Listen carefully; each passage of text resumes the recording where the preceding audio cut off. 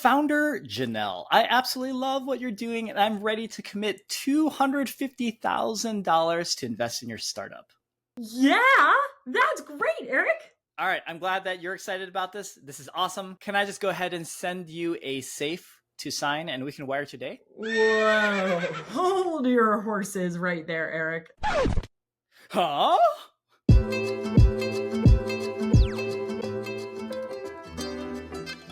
So founders, why would founder Janel, in that little skit we just did, ever tell an investor to slow their roll? Actually, Janel, the founder Janel in this scenario was running her process like a total pro.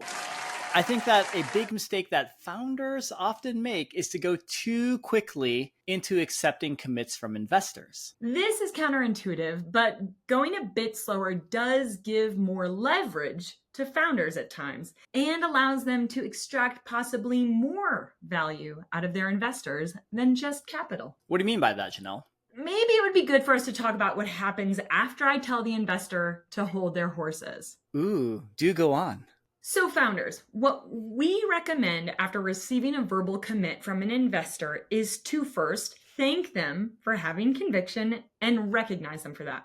But second, tell that investor that you are still trying to figure out what final allocations would be for your current fundraise, and that it would be helpful for them to fill out a form indicating what their interest is.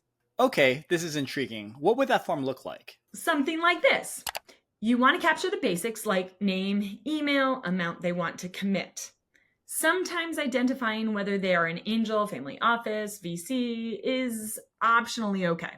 But there is this last field that I want to have the investor fill out, which is beyond your capital, how can you add value to our team? Yeah, Janelle, actually, this is super clever. The reason why this is an important question for investors to answer is that it does two things. The first is that it now forces your investor to sell a little bit about why she or he deserves to be on your cap table, shifting back the power into the founder's hands just a little bit. And second, it sort of sets a social contract between the investor and founder on what the investor is expected to do to serve the founder after the investment. Exactly. On that last point, ideally, you want to have a relationship with your investor where that investor is also an advisor or unblocker on certain activities. So, for example, it's not ideal to have a cap table of investors who are only good at engineering. Yeah, in this case, instead, it would be nice for you to be able to select investors who represent a diversity of expertise. Beyond maybe a bunch of engineers in this example, maybe you want some marketers, some people who are great people managers, some people who are really great at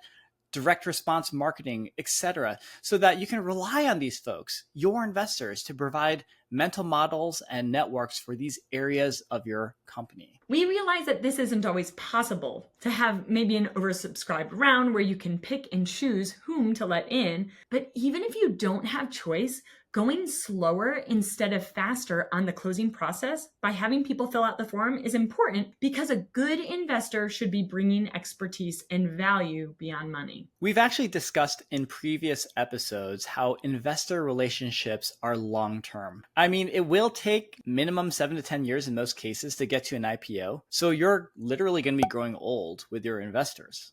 So while the temptation is understandably high to just take the money and go, again, going a bit slower to assess the value of the investor you're taking on is a better long-term move for you and your startup. Founders, we're curious to hear whether you have some good hacks or advice on how to handle this closing process with investors to not only vet them as good partners, but also validate whether they are willing to help beyond the money. Let us know in the comments.